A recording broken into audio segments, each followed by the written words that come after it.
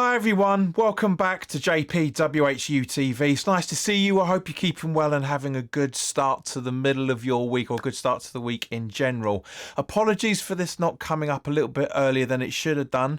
I just want to make sure that my voice was rested. I'm 85 not to 90% back to normal now, and I also wanted to do this full-time thoughts of West Ham 0, Everton 0 after the fallout of what's happened over the last few days. But as always, guys, this video is sponsored by the channel sponsor 3retro.com. Please click the link in the description below that will take you directly through to the West Ham section of their website, where you can purchase some really nice retro gear along with Everton retro gear as well, with Admiral and Umbro track jackets, polo shirts, sweatshirts and t-shirts, so go check those out. Any purchases you make through the link in the description below, the commission that the channel would normally be getting, as I always say, I'll be sending on to the charity Iron Supporting Food Banks. They're based in the Newham area, and they're helping those in the Newham area and the Essex County and further afield for that matter, as they are currently supporting over 70, probably close to, if not over 80 separate food banks by the time of this recording. So guys, go grab yourself a really nice retro shirt for your respective club. If there's any Toffee fans watching, you'll be saving yourself a few quid in comparison to your club shop as well, and you'll be helping those that are less fortunate than you and I. But if you want to make a donation directly to the charity and you don't want to make an affiliate link, that's perfectly fine. There is the link to the Just Giving Fund link just above the affiliate link. So £1, £2, £5, whatever you can afford, guys. Believe me, every single penny helps. So let's, as always, start off by talking about the team sheet. Wasn't a bad idea in principle. At the end of the day, it was, barring one player, which we'll come on to in a minute, but Lucas Fabianski remaining in goal makes total sense. Emerson, Kilman, Tobido and Wan-Bissaka keeping the same back four makes total sense. Rodriguez coming in for the suspended Alvarez makes sense. And then we had Somerville, Souček, Paquetá, Bowen and Antonio there as well. It looked like Souček was floated around in between the defensive midfield positions with Rodriguez to the midfield. And I still don't think excuse me, I still don't think that at the time when the team sheet came out, I said at the time we're fucked with Paquetá being there. He's not going to be up to his normal standard. And I'll hold my hands up. To be fair, I'll say that he had one of his better games. Not a brilliant game, but one of his better games that he had for a long, long time. You know, a lot more. Didn't really seem to. He still gave the ball away a little bit, still making mistakes, still flapping about like a fish out of water on the ground, especially in the start of the first half. But yeah, there's bigger worries to think about here, guys. There really, really was. It was dross. Absolute dross from both sides, to be fair. It really genuinely was. Before I go into talking about it any further, guys, yes, I am aware of David Moyes' conversation with the overlap. I'm not going to make any content about it because we basically talked about that around about January, February time anyway. We knew something was going on. He's proven us right once again. He's proven David Sullivan to be a total dick once again, so I'm not going to talk about it. And he's also proven himself to be the over-exaggerated ball of controversy that he likes to be every now and again as well, David Moyes. So we're not going to talk about that either because we've already spoken about that early in the year. Right, so to get back to the game, guys, as I say, it was just absolute fucking dross. It really was awful. It was the hardest game I've watched for us play over the 90 minutes for a very, very long time. You know, we've seen some crap over the last three seasons, but that was the pinnacle. That really, really was. As I say, from both sides. I can't say that the players aren't playing for the manager. I don't see any evidence of that itself. But at the same point, it is very, very evident, as everybody has been saying over the last few weeks, and I've tried not to say it, but I couldn't help talk about it with Bill and that lot after the pub, after the game. And during half-time as well, for that matter, when me and Bill, we have a half-time conversation. I get why everybody's complaining that they can't see what Lopetigui's ideas are, can't see what his game plan is, what his tactics are. Really, genuinely can't. You know, he's had a couple of games where he's made some absolutely perfect substitutions, put out the right starting 11s. I thought again today, you know, for Saturday's game, I thought he put out the right people. I really genuinely did, bar Paquetá. But even as I say, he proved me wrong on that point, so fair play to him. But, you know, Max Kilman again had such a good game, really did, as did Somerville. But second half rolls around, we were better. We still weren't great, but we were better. We had decent opportunities, as did Everton. To be fair, neither really could take those decent opportunities. I know there's a big argument to say any other day we're winning that 1-0 because of some of the saves that Pickford made. It was absolutely unreal. People call him T-Rex because he's got little arms, but he made some very, very good long stretch saves on Saturday. He really genuinely did. But the substitutions surprised me, surprised everybody. It does appear from watching the replays that, I mean, how Sky Sports, by the way, how Sky Sports got 3 minutes of the replay and the West Ham website had 9 minutes of the extended highlights. Yeah, I'm not sure how you do that, but anyway, it seemed that Wan-Bissaka potentially had a bit of a limp or something. I don't know. Sue Falco, it was a like for like. Rodriguez came off and Soler replaced him. I don't really see what Soler did. He wasn't really even on. I don't think he was on corner duty either. No, it wasn't. Bone was taking the corners.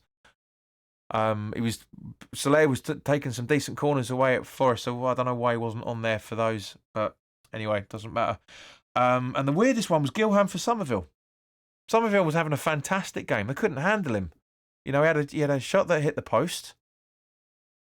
I don't know. It just doesn't make any sense.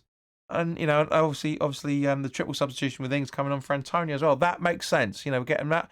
Ings could have had a couple out of that game. He really genuinely could have done at least 2 or 3. Some fantastic movements he was making, and then just under that half an hour cameo, that 24, 25 minutes he was on the pitch.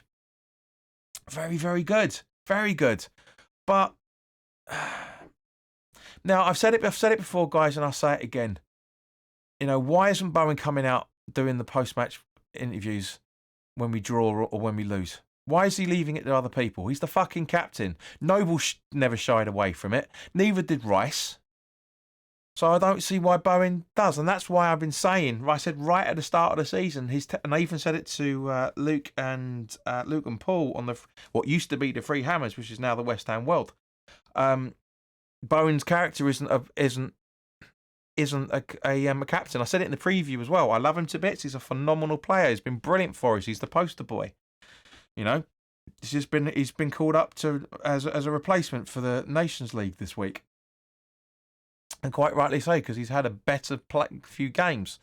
But he's not a captain. He's not a captain. He isn't. He hasn't got the personality for it. He certainly doesn't order out enough people on the pitch around enough in order to do that. So, but again, I want to be proven wrong. It's not criticism of Bowen in any shape or form. As I say, I love him to bits. It's like that old cliche goes: either you're a born captain or you're not. And Bowen isn't. He's a leader, but he's not a captain. Again, defending too deep.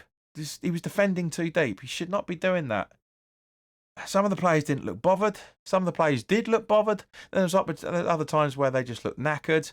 I mean, they've only played 1 game in a week. So you can't use that European run excuse, because there isn't one. There isn't a cup run. And I know in a couple of months' time we'll have a FA Cup game, which we'll probably get through to the 4th or 5th round and lose it again. But this is one of the reasons why I wanted to put this off, guys, is because I didn't want to come on and make this type of video. You guys know me; those that have been watching the channel for long enough know me well enough to say I'm not going to come here and criticise for the sake of it, and I'm not criticising for the sake of it. But there is genuinely nothing positive, with the exception of Kilman being phenomenal and Somerville being phenomenal, and Fabianski making some killer saves, as I say, as did Everton's boy. Yeah, there's genuinely nothing to be excited about.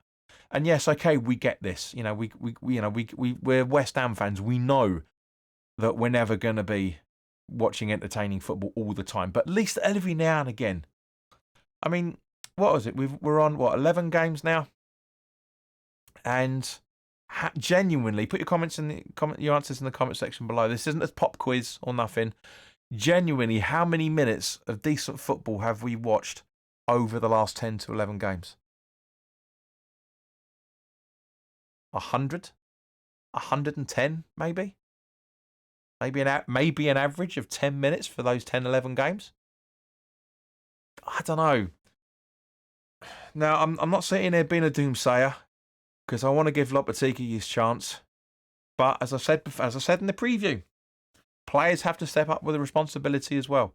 And the best responsibility is not being taken at the moment by our captain. He's not taking responsibility when we lose. He's not taking responsibility when we draw. He's taking the glory when we win. That's not a good way to be a captain. It's not. As I say, not criticising him as a footballer. He's a fantastic, fantastic footballer. But as a captain, I really do worry. But at the same point, who there is going to be confident enough, and for lack of a better way of putting it, even arrogant enough to be a captain for West Ham United? I don't know. I know there's obviously everyone wanted Max Kilman because he was Wolves' captain under Lopetegui. But things are coming out now.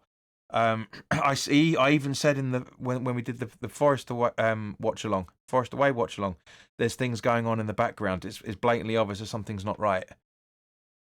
And that's the case. It really genuinely is. I don't like saying this. This is my football club. I love them to bits. They've been in my family right from day one. Literally 4 generations. My great granddad used to work for Thames Ironworks. But something's not right. Can we change the past? No, we can't. Can we influence the future? We'll have to wait and see. But guys, over the last 4 weeks, we've had some phenomenal viewers, and some thank you to everybody that subscribed over the watch along the weekend before last. Now I should say, because this has been filmed during the midweek. Or during the end to the start of the week, I should say. But over the last 4 weeks, guys, just over 2/3 of you guys have been watching the channel. Just under 65.3% of you guys that have been watching the channel are not subscribed. So by all means, please do hit the subscribe button, hit the notification bell. As I say, put your comments in the comment section. Let me know what you're thinking. I really, really want to know what you guys are thinking on this. And I'm not just saying coming out and do the for the naysayers and doom gloomers. And I've done that for 12 minutes. I've been ranting and raving for 12 minutes. Not ranting and raving, but respectfully saying something has to change. And I genuinely think the players have to stand up and take responsibility for it. They've got no excuse. Lopetegui hasn't either. I'm not saying he hasn't got any excuses. But the players are the ones that go out there and win or lose or draw at football. The manager doesn't. The manager can tell them what to do. It's the players that have to implement it. But in the meantime, guys, I will try and make some more content if I can feel there's anything worth talking about. I mean, obviously, we say David Moyes stuff not relevant. We mentioned it beforehand. The David Coote stuff not relevant. He was our manager he was the referee, for the Man United game. So we can't really grumble from that point of view. But yeah, if there's anything worthwhile talking about, then I will put it up on the channel as much as I can. But in the meantime, guys, have a great week. Look after yourselves, and I'll hope to see you very, very soon. All the best now. Take care.